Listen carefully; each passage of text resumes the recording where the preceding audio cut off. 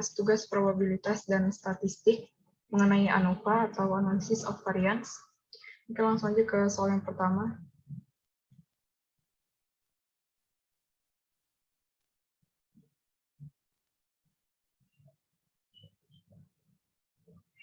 Dalam suatu percobaan yang dilakukan untuk menentukan manakah yang lebih baik dari 3 sistem rudal yang berlainan, diukur laju pembakaran bahan bakar dari 24 penembakan statis. 4 jenis bahan bakar yang berlainan dicoba.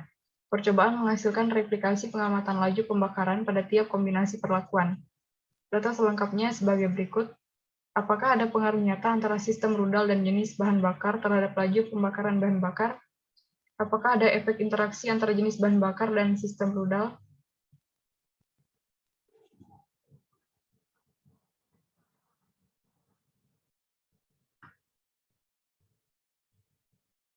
Penyelesaiannya, yang pertama adalah membuat hipotesis. Hipotesis pertama, hipotesis 0, tidak ada pengaruh nyata antara sistem rudal dan jenis bahan bakar terhadap laju pembakaran bahan bakar. Hipotesis alternatif, ada pengaruh nyata antara sistem rudal dan jenis bahan bakar terhadap laju pembakaran bahan bakar. Kemudian hipotesis kedua, hipotesis 0-nya, tidak ada efek interaksi antara jenis bahan bakar dan sistem rudal. Hipotesis alternatif, ada efek interaksi antara jenis bahan bakar dan sistem rudal.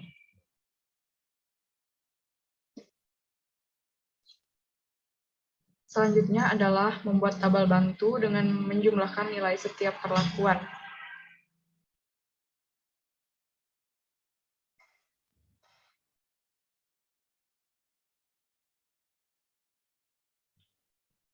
(34 tambah 32,7, 30,1 ditambah 32,8, dan seterusnya.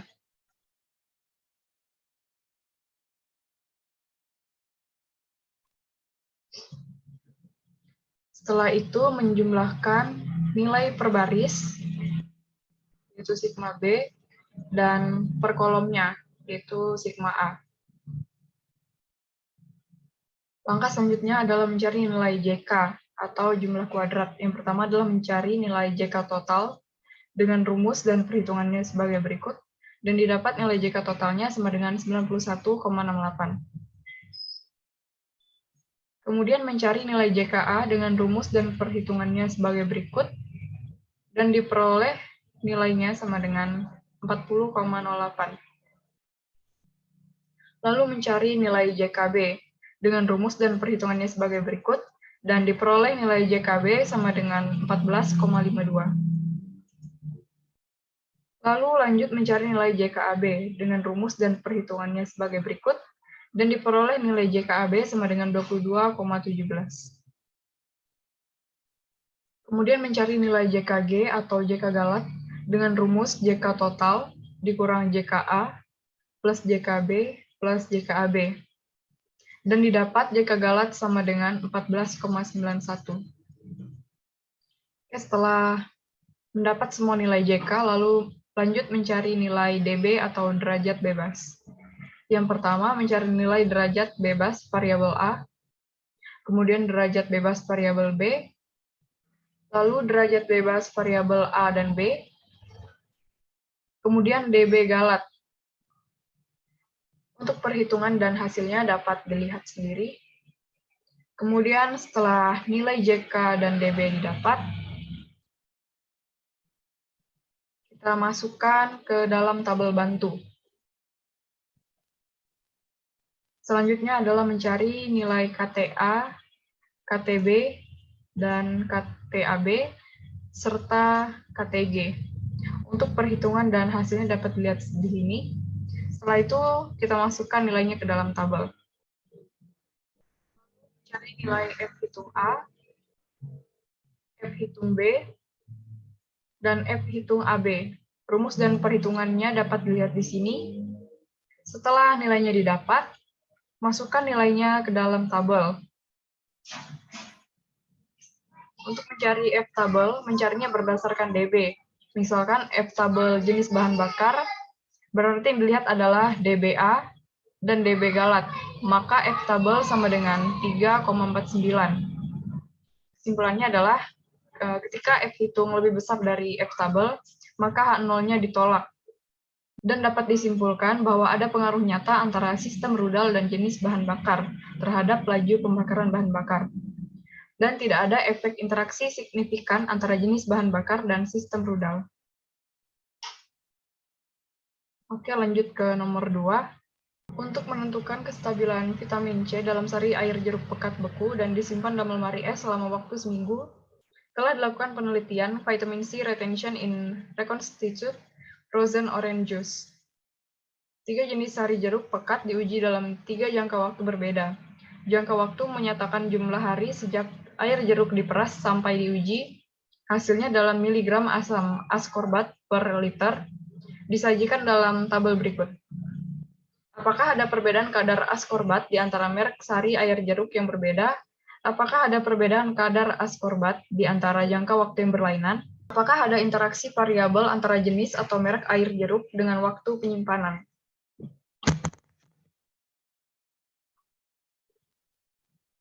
Penyelesaiannya, yang pertama tentu membuat hipotesis terlebih dahulu. Untuk hipotesisnya mungkin dapat dilihat sendiri.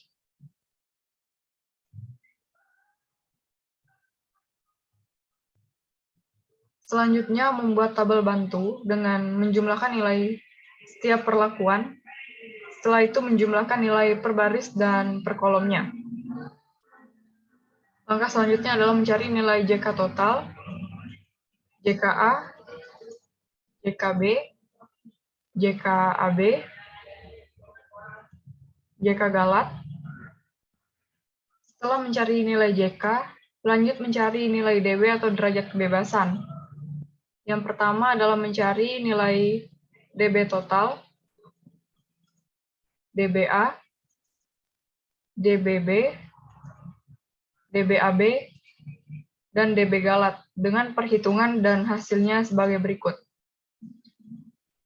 Dapat dilihat sendiri.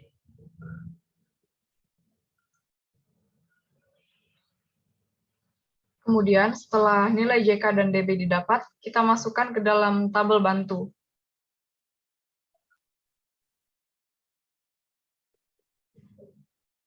Selanjutnya, mencari nilai KT atau varians. Ada KTA, KTB, KTAB, dan KT galat. Untuk perhitungannya sebagai berikut. Setelah nilainya didapat, kita masukkan ke dalam tabel. Lalu lanjut mencari nilai F hitung. Yang pertama, ada F hitung A, F hitung B, F hitung AB. Berikut perhitungannya. Dari sini dapat dilihat untuk variabel A, F hitungnya lebih besar daripada F tabel. Maka hipotesis 0 ditolak dan dapat disimpulkan bahwa ada perbedaan kadar askorbat di antara merek sari air jeruk yang berbeda. Untuk variabel B, nilai F hitungnya lebih besar daripada F tabel, maka H0 ditolak dan dapat disimpulkan bahwa ada perbedaan kadar askorbat di antara jangka waktu yang berlainan. Lalu untuk interaksi variabel AB, dapat dilihat bahwa nilai F hitungnya lebih kecil dari nilai F tabel, maka hipotesis 0 diterima. Kesimpulannya adalah tidak ada interaksi variabel antara jenis atau merek air jeruk dengan waktu penyimpanan.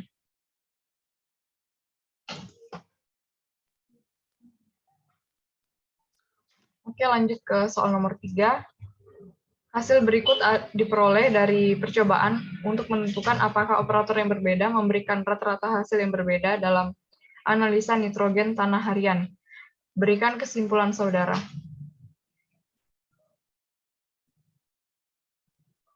Penyelesaiannya, untuk hipotesis 0, operator yang berbeda memberikan rata-rata hasil yang sama atau tidak ada perbedaan signifikan dalam analisa nitrogen tanah harian.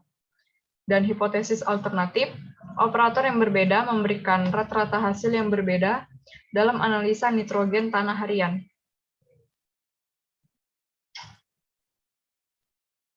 Di sini sudah dibuat tabel bantu yang berfungsi untuk membantu perhitungan dalam mencari nilai JK, KT, dan sebagainya. Lalu di sini juga ada baris sigma atau jumlah yang merupakan hasil penjumlahan setiap kolom. Jadinya kita memperoleh jumlah total tiap perlakuan. Setelah total tiap perlakuan kita hitung, kemudian kita total keseluruhan sigma tiap perlakuan, sehingga diperoleh sigma X dari keseluruhan data, sama dengan 7.554. Setelah sigma X didapatkan, kita mencari rata tiap perlakuan. Rata tiap perlakuan didapat dengan menghitung sigma atau total tiap perlakuan dibagi jumlah ulangan. 1479 dibagi 3, 493. 1491 dibagi 3, hasilnya 497, dan seterusnya. Setelah rata didapatkan, kemudian kita mencari kuadrat dari jumlah tiap perlakuan. 1479 kuadrat sama dengan 2.187.441. 1491 kuadrat sama dengan 2.223.081, dan seterusnya. Dan yang terakhir, kita kuadratkan tiap item data. 509 kuadrat sama dengan 259.081. 512 kuadrat sama dengan 262.144, hingga seterusnya sampai 475 kuadrat sama dengan 225.625. Setelah itu kita hitung yang pertama, yaitu jumlah kuadrat atau JK. Yang pertama JK total dengan rumus dan perhitungannya sebagai berikut. Selanjutnya mencari JKP atau jumlah kuadrat perlakuan, berikut perhitungannya. Setelah JKT dan JKP diperoleh, kita hitung JK galat. Rumusnya JKT dikurang JKP. Hasilnya 4.960. Kita masukkan nilai JK-nya ke dalam tabel rangkuman ANOVA. Setelah nilai JK, lanjut hitung nilai DB atau derajat bebas. Yang pertama yaitu DB total sama dengan N kapital dikurang 1. N kapital adalah jumlah atau banyaknya keseluruhan data, yaitu 15. 15 dikurang 1 sama dengan 14. Kemudian DB perlakuan. Lalu DB galat. Untuk perhitungannya dapat dilihat sendiri. Lalu masukkan nilainya ke dalam tabel. Selanjutnya menghitung KT atau variance. Yang pertama adalah KT perlakuan, rumusnya JK perlakuan dibagi DB perlakuan, sama dengan 434,4. Kemudian KT galat, rumusnya JK galat dibagi DB galat, sama dengan 496. Selanjutnya adalah mencari F hitung. Rumusnya KT perlakuan dibagi KT galat sama dengan 0,88. Sehingga di sini kita tulis 0,88. Setelah F hitung diperoleh, kita perlu mencari F tabel. Cara mencari F tabelnya tentunya mendownload tabel F terlebih dahulu, kemudian DB-nya kita sesuaikan. DB yang dilihat adalah DB perlakuan dengan DB galat. Hasilnya adalah 3,48. Dan dapat kita lihat F hitungnya 0,88 lebih kecil dari F tabel yang nilainya 3,48. Maka hipotesis 0 diterima dan dapat disimpulkan bahwa operator yang berbeda memberikan rata-rata hasil yang sama atau tidak ada perbedaan signifikan dalam analisa nitrogen tanah harian.